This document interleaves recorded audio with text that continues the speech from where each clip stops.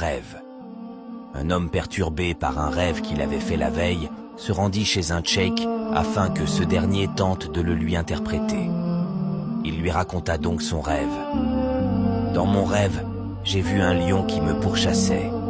Il m'a couru après jusqu'à un arbre sur lequel j'ai pu grimper et ainsi lui échapper.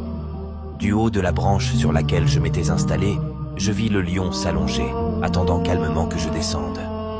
Soudain derrière moi, j'aperçus 2 rats rongeant la racine de la branche sur laquelle j'étais assis. L'un des 2 rats était noir, l'autre blanc. La branche allait céder d'un moment à l'autre lorsqu'apparut un énorme serpent noir, sa bouche grande ouverte juste en dessous, attendant que je tombe dedans. Je cherchais alors quelque chose sur quoi je pouvais m'accrocher pour échapper à mes prédateurs.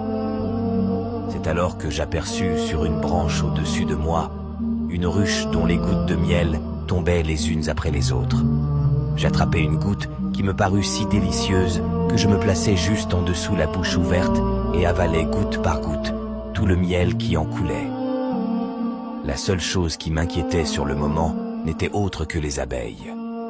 Je finis par me perdre dans la douceur du miel, oubliant les 2 rats grignotant la branche, le lion couché sur le sol et le serpent, sa bouche grande ouverte.